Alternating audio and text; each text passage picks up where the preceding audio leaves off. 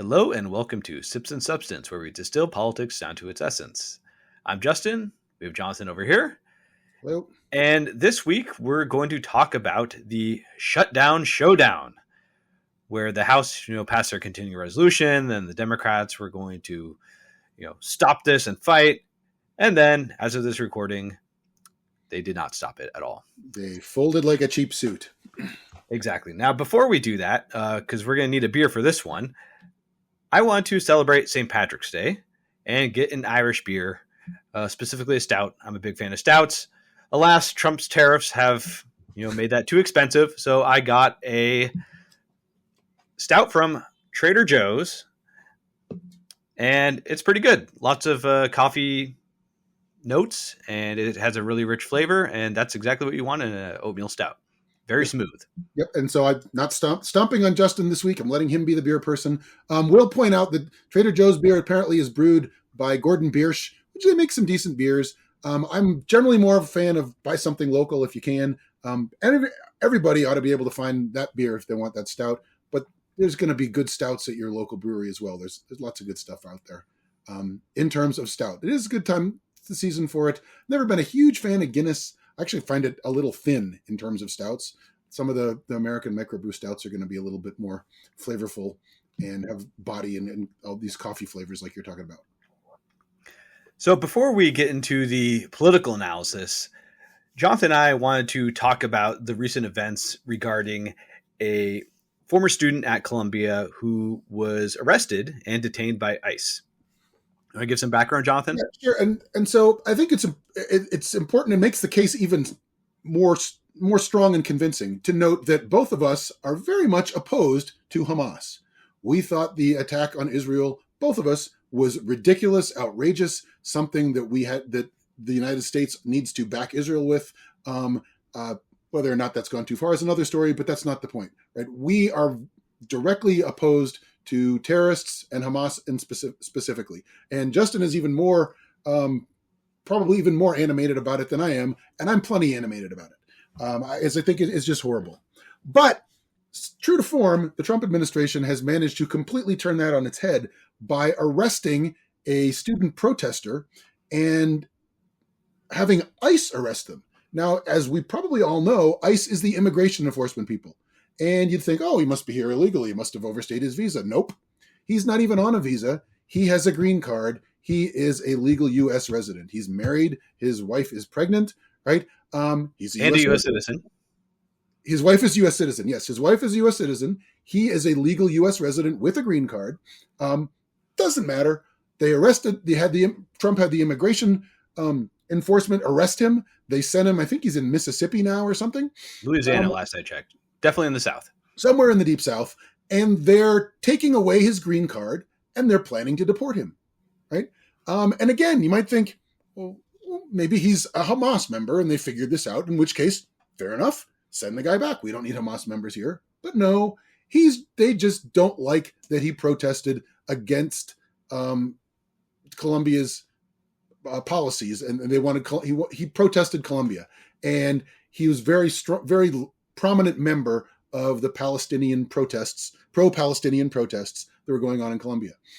So somehow our free speech absolutists, that's easy for me to say, on the right have decided, yes, we are for all sorts of free speech except everybody that we disagree with. And if we disagree with you, we don't care what contortions of the law we have to go through. We're going to kick you out of this country.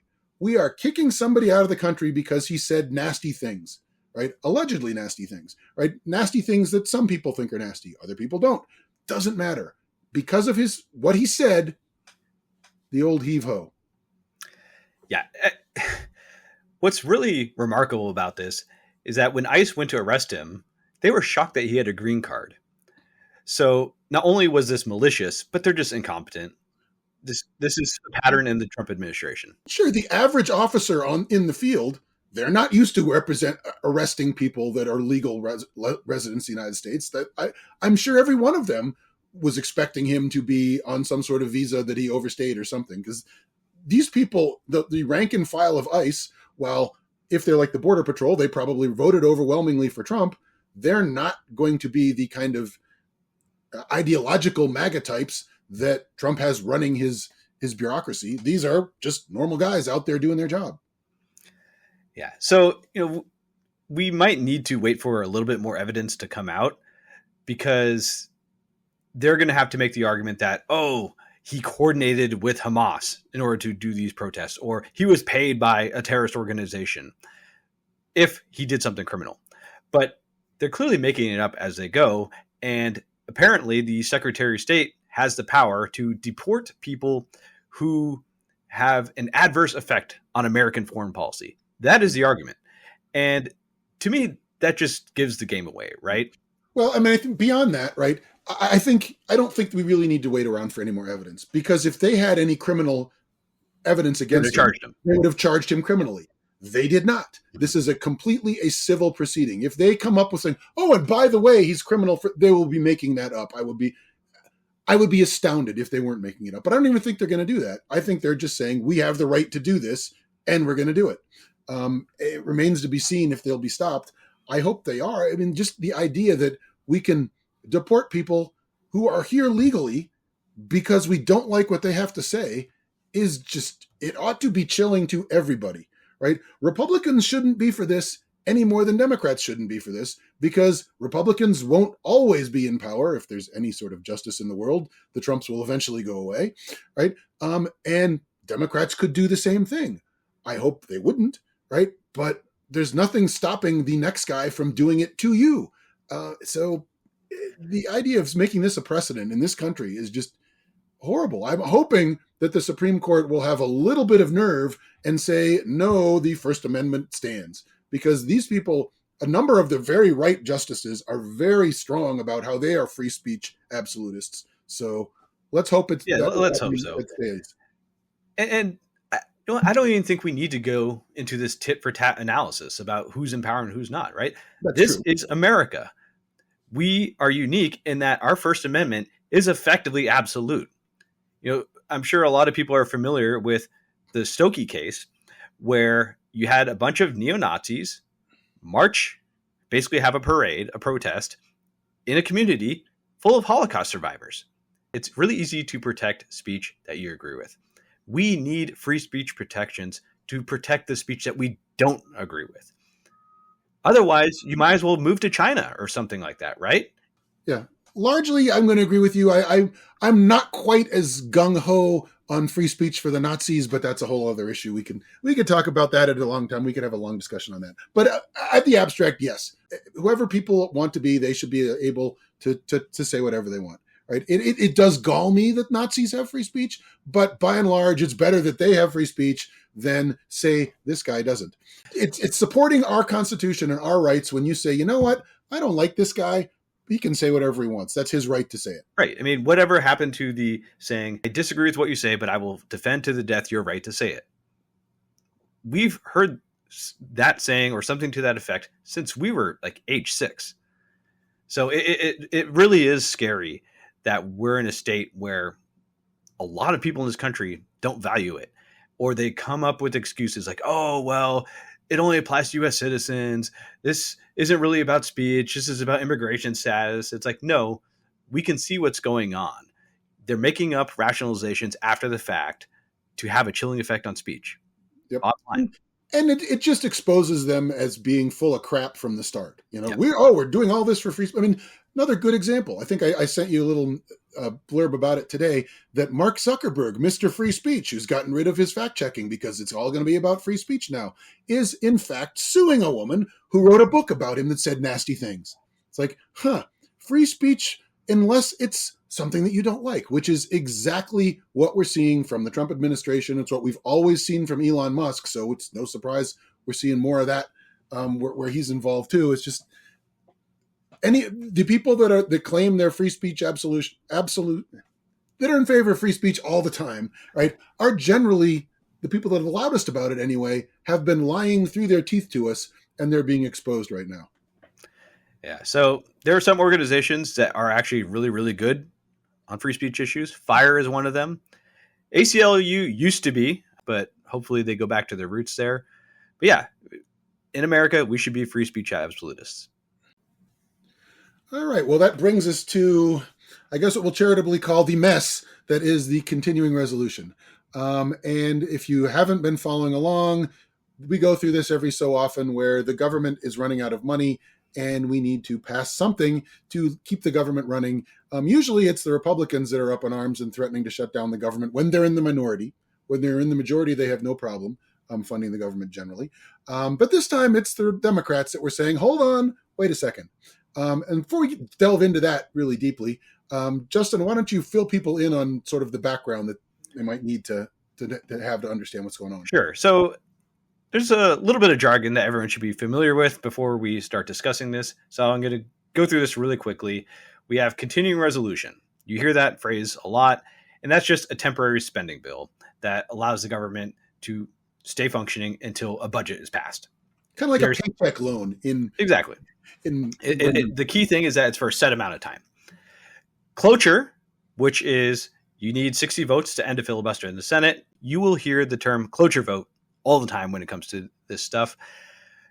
You will also hear the phrase clean CR. So a clean CR, all that means is you take the funding from last year and you extend it for the current year. That's all it is. And then you'll also hear poison pill, which is basically you insert like an amendment that's really unpopular, and it's either to tank the bill entirely or you make it really hard to vote for that bill. And so here we are. The House, they passed a bill that's a CR with a few modifications, and some would argue that there are a couple of poison pills in there. But at the end of the day, it is not a clean CR. So if you hear Republicans say, oh, this is a clean CR, no, it's not. Because it's not taking the funding from last year and continuing it. There are some modifications. And some of them are modifications that you would expect, right? So the Republicans, they want to increase defense spending. They want to increase immigration enforcement. Okay. That's par for the course for them. Here's one of the poison pills. They want to cut $1 billion to the Washington, D.C. budget, which from my perspective is intentionally giving them the finger. And it's there to make Democrats think twice, because who really cares about Washington, D.C., right? If you ask a random voter in, say, Kansas, Idaho, Washington State, how they feel about Washington, D.C., and if you think you should shut the government down over Washington, D.C., they would overwhelmingly say, no, don't shut down the government over Washington, D.C. So there's also cuts to the IRS because the Republicans really don't like the paying taxes. I wouldn't go that far, but you're not wrong. Yeah, they want to be able to cheat and not be caught. That's really the only reason why you're for cuts in the IRS. Yeah, so one of the provisions in the Inflation Reduction Act was to have increased IRS enforcement, which would raise revenue. So you could effectively catch more tax cheats. Yeah. And, overall, the budget is 1.6 trillion around that order. And we're only talking about like $10 billion, right? So it's like 1% of the discretionary spending that we're debating. And you know what? That doesn't seem like much, but the devil is in the details. Yeah. And I think an important one I read about it in an article in the Times. We have it linked in the show notes. That hasn't gotten a lot of play. Probably should get more. Is that apparently the funding is not specifically allocated to programs like it usually is. In a clean CR, I'd be like, this money goes to this program, this money to that program. Here, it seems to be, and it's kind of a Republican favorite thing, sort of lump sum stuff, right? It's unallocated money. It's just said, we'll continue this funding, and here's the money, right? So it basically, the Democrats are worried that it could be basically a slush fund for Trump to spend any way he wants, but it's also, seems to me, it's kind of an end run around the impoundment controversies that they're having. Like, hey, he's not spending the stuff that Congress told him to spend. Well, now if the money is sort of like amorphous and just money to spend, he doesn't have to worry about that. Right? It doesn't have to worry about whether or not Congress told you to spend this when they didn't really do that. So the House GOP, they were able to whip their members into shape, and they passed it along party lines. There was one Democrat who voted for it, and one or two Republicans who didn't vote for it, but effectively a partisan bill. And then they left town, right? They just left. So if you think back to what we talked about a couple weeks ago with game theory, great play, right? The Republicans basically took their steering wheel and threw it out the window, right? And they said, "We've done it. We've done what we're going to do. It's up to you," right? And it was up to Chuck Schumer, and he tried to do that, right? On Wednesday, he said, "We're not going to pass it. We have the votes. We're going to stop it." And he threw his steering wheel out the window. Except on Thursday, somebody handed him another steering wheel, and he put it on and said, "You know what? No, we're not. We're not going to. We're not going to vote against it. We're going to pass it because we just have to. Things will be worse if we don't." Yeah, and today the Senate invoked cloture, and a handful of Democrats voted for this. So obviously, Senate leadership did. So Dick Durbin and Chuck Schumer, and a handful of other swing state senators did as well. And a lot of them are retiring. So I actually found that really interesting. And so when we analyze, the why, we'll start talking about these specific people and figure out why they voted the way that they did. Yeah, and I think that's it's important to think about. And I think we need to come up with a little bit of context, because there's a lot of Democrats that are like, "Shut it down. You got to shut it down. We should shut it down no matter what, and shut it down because we need to shut it down." We need to fight. Okay. They're furious. In some respects, they're right.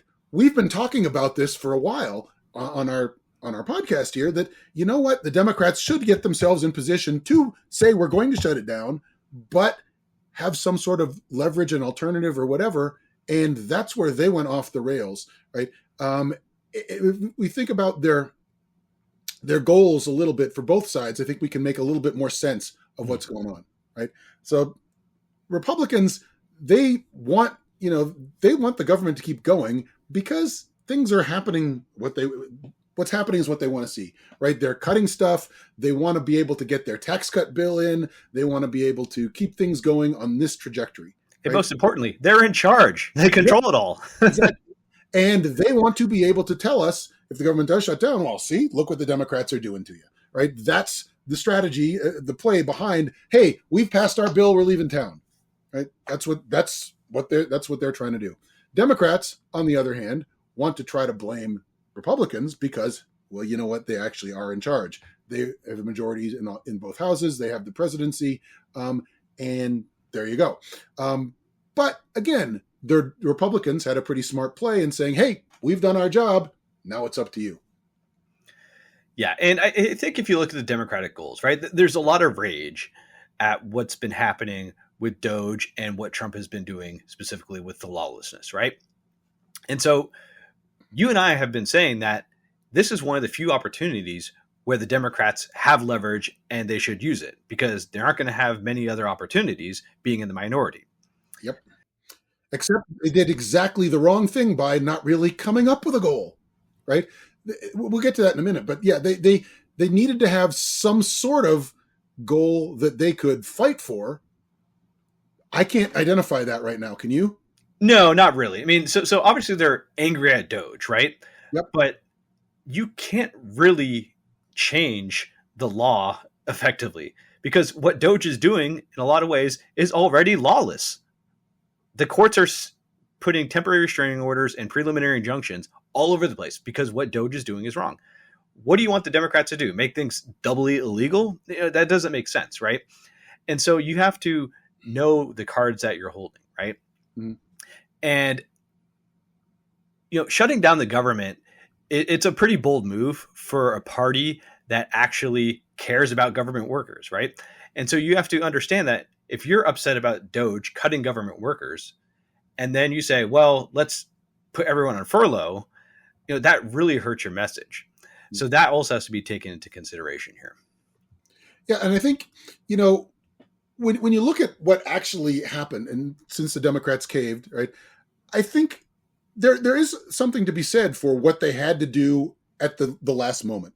Mm-hmm. But how they got there is that's the real indictment, right? I think, of their behavior and their strategy and their inaction and their inability to come up with a plan, right? Because they caved in the worst possible way, right? In the space of basically 24 hours, we're standing on principle. Well, just kidding, we're really not, right?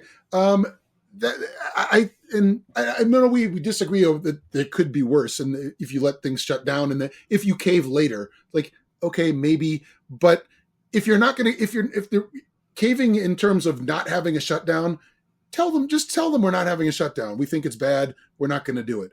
But you can't pretend you're going to do it one day and then not do it the next.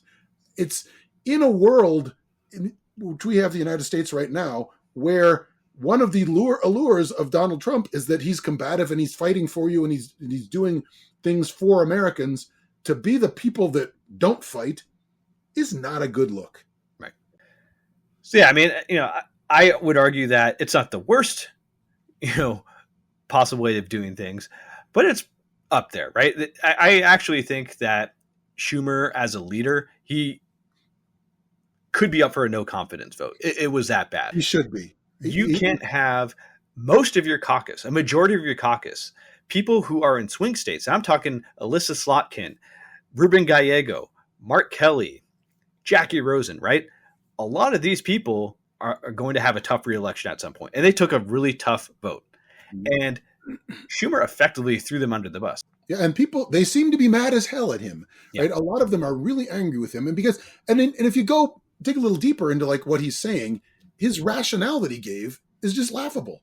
Like we can't shut it down because we'll be giving Trump what he wants, and our way to make sure he doesn't get what he wants is to give him exactly what he wants, which the Republicans just passed, right? They are working with Trump on what they wanted to see in this, or at least Trump's people, right? This continuing resolution is exactly what Trump wanted. And so we have to pass it, because if we don't, Trump will get what he wants. But if we do, he'll get what he wants anyway. It's just, it makes no sense. And it just makes you look completely feckless, right? Which is, I have to apologize a little bit for using that word just because it's a fancy word, but I love that word because it sums up to me, both in meaning and in the sound, how ineffective the Democrats are being on this. Yeah, and it comes down to leadership and not having contingency plans, right? I think it's pretty clear that everyone thought that the Republicans were not going to be able to get their party in line. You have a lot of people, the Tea Party, Freedom Caucus types, who are against a continuing resolution. They hate it. We actually had one GOP member vote for his first continuing resolution, right? And so when you have a bunch of people like that in your caucus, you figure, okay, they're going to need Democratic votes. And so Hakeem Jeffries said, you know what, you're not going to get any votes. Let's see what happens. And surprisingly, Mike Johnson got it done. And when you look at Schumer and the Democrats in the Senate, they just weren't prepared for that at all. Yeah, that's not a very good long-term, even short-term strategy to think, well, you know what, the other side will take care of our business for us. It's like, how do you not? I mean, again, we've been talking about this for a while. Yeah. The Democrats need to have, if they want to oppose, they need to be able to say, this is what we're for, right? If you think about it right now, as hard as it is to say for me, like they kind of had to go pass this stupid continuing resolution because they played it so badly. Yeah. Right? They didn't really have an option, because if you're shutting down the government, presumably you're going to say, we're shutting down the government until you do this. They had no this. Right. The thing that they were for is, we're opposed to this because we think we should fund the government for 30 days, and they think they should fund the government for 6 months. Who cares? Yeah, the argument is that, we need a bipartisan bill and we need 30 days to iron that out, right? That's their argument. And if you look at what various senators have been posting on Twitter, it's not the same message at all. Because there's going to be no bipartisan bill that comes around in 30 days. We all know this. But like it's almost like a recipe where the first thing you say is, I am fighting for the people of state X. And, what is my top issue? Georgians care about Y. Every single senator said something to that effect. And there's just nothing there, right? Well, as you've been saying, there's no leadership. Yeah. Schumer, again, I don't know how you can think about, well, we're going to oppose it. We're against them, and we're for something very vague and amorphous that we haven't been able to figure out yet. You've got to figure that you should have. They should have been working on this on the day after the election. Well, we lost. How are we going to oppose? Right? What are we going to do? But they have seemed to come up with no ideas, no plans, certainly nothing actionable enough to do here. If you're going to shut down the government as Democrats, that's a big deal. That doesn't happen, right? If you're going to do that, you have to have something very concrete and very popular that you say, see, they won't go along with this, so we're out. Yeah, I think when we were talking about the GOP trying to get their tax cut in now, and they were ready to fight for Medicare, veterans benefits, and a couple other issues, right? But then once the Republicans gave up and said, oh, we're just going to do a CR with some modifications, that just took the wind out of their sails, and they just really had no answer. Yeah, they've been out strategized by a long margin by the GOP at this point in time. So let's talk about some of these votes. You know, obviously there's a lot of anger from the base about, you know, how the Democrats played this, and they wanted some sort of victory. And, you know, if we look at who voted for this, we have 2 New Hampshire senators, so swing state. We have leadership, so Chuck Schumer and Dick Durbin. We have Kirsten Gillibrand, so Schumer's counterpart in New York. Cortez Masto, as I said, she is from Nevada. John Fetterman from Pennsylvania. And then we also have Angus King, independent from Maine. Brian Schatz, which is surprising, from Hawaii. And then Gary Peters from Michigan. Now, the way I see this is you look at Shaheen, Peters, Durbin. I think these were sacrificial lambs, right? These people are up for re-election in 2026, and they're just not running again. You know, Shaheen and Peters have said they're not running. Durbin is old. I would be shocked if he ran, especially after today. Schatz is an interesting case, and I think it comes down to Hawaii having an overwhelming amount of government workers. So a shutdown would hurt his state far more than any other state, right? Now you can make the argument that like, Hirono, his counterpart, voted to shut down the government. But, you know, if you're in like a lose-lose situation, I can at least understand that, especially when the stakes are much higher for you. Well, I mean, I do think it's sort of sacrificial thing because as you point out, we were talking about this earlier, none of these people are actually running next time. The people that are up for election, they're not probably going to run, right? And I'm guessing that the discussion behind closed doors for the Democrats was, hey, at this point, we're kind of screwed. We don't have an option, right? Because we can't be the only people that have noticed they don't have something to say about, hey, shut down the government until you do this. Everybody in that room knows we don't have that. So I think they then sort of came up with, well, who's willing to do it? With the exception, I think somebody like Fetterman, I think is it sounded like he was going to vote for it anyway. Right. He wants to have a brand, right? He wants to stay in the spotlight. And his brand is, his way I think I'm a Democrat. I claim to be a Democrat, but I'm really kind of a Republican after my stroke. Seems to be his brand. In any case, though, right, I can't get past that they didn't have an option because they gave themselves no option. Right. This was not something you could come up with this week and say, they passed this bill. What are we going to do? They had to be having something in the works, as we've been saying, and we're not the only ones. We're not the only people saying, hey, if you really want to fight back, you got to come up with a plan. People have been saying this, and the Democrats in the Senate, I guess, have just not cared or not paid attention or not figured something out, because this is what we get, where they're just not equipped right now to push back. So it looks like we're kicking the can down the road till September, right? And that will be the next time the Democrats can fight.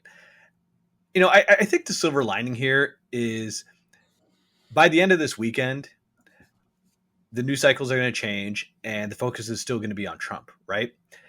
If there was a government shutdown, you know, you do run the risk of moving the spotlight away from Trump and Doge and onto the Democrats.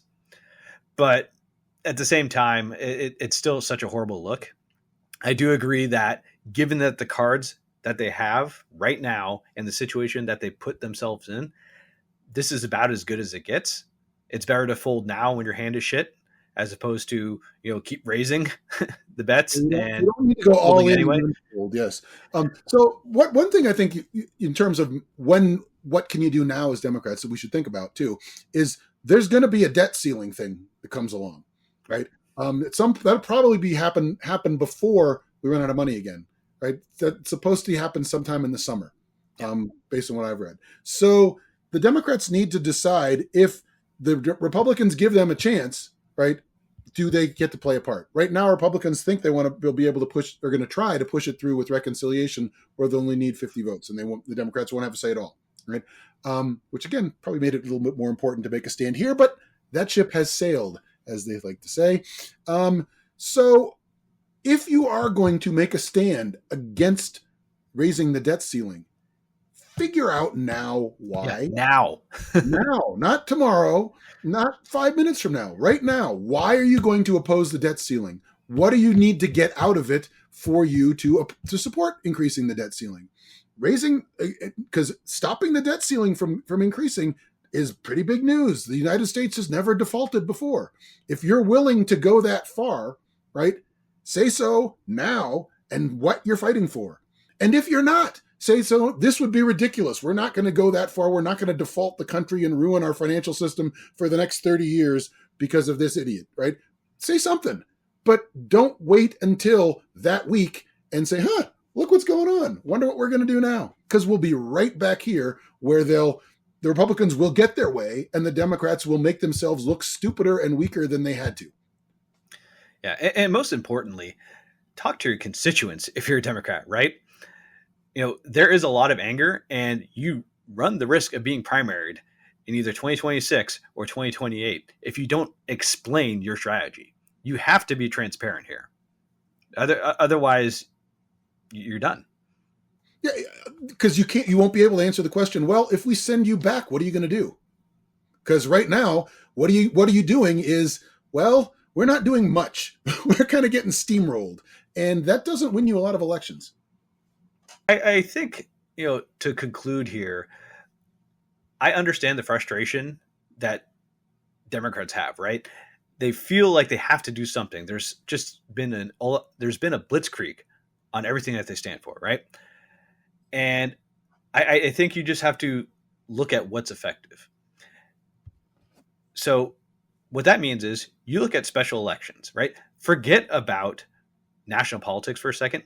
Look at the special elections, both at the state, local, and I suppose federal level, right? For a handful of areas. There are Trump plus 20 districts, but those are winnable in the right environment, right? So if you're a Democrat who actually really, really cares, fight that. That's your fight. That's where you need to put your energy. Because at the end of the day, you really, really don't have the cards right now.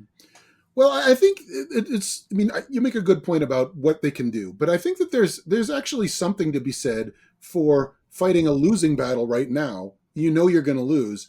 If you are just the party that just says, well, never mind, that's not going to help you when it comes to 2026, right? You've got to show people that you do stand up to Trump, but and it's not all going to be effective because they're in a minority. They can't always be effective, but at least they can do it in a smart way, right? What they did this week was just stupid and completely without direction. It was meaningless. Yeah, right? They should never have gone to that point.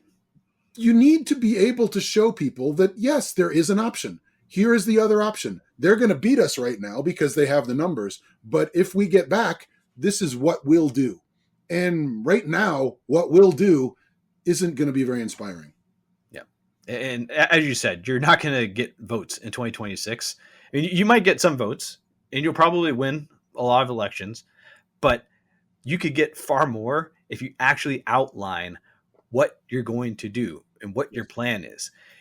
I think back to the 1994 election for the Republicans. Newt Gingrich had the contract with America. Now, I'm not saying that the Democrats should copy that per se. No, they should not. But you should at least have some plan, Yes. what you stand for. You know, I was looking at some polling data about Michigan voters who are having second thoughts about Trump. Only one of them in the panel, and we linked this in the show notes, said that they would have voted for Harris. That's how bad the Democratic brand is right now. People regret their votes for Trump. That doesn't mean they're going to vote for a Democrat. Yeah, and that's the real challenge Democrats have to face. If you're tired of Trump, you need to convince them, hey, vote for us. We have something to offer. Because right now they need to get their crap together because they don't have anything to offer. They haven't offered anything so far other than embarrassment. I hope they're all feeling embarrassed by what they did this week because this is pretty embarrassing. So with that, note, right? Yeah. Like I said, grab a beer. You're probably going to need it if you're a Democrat. Or if you're a Republican, celebrate because you have a victory. Yep. So anyways, please like, subscribe, tell your friends, and we will see you next week. Bye-bye. Bye-bye.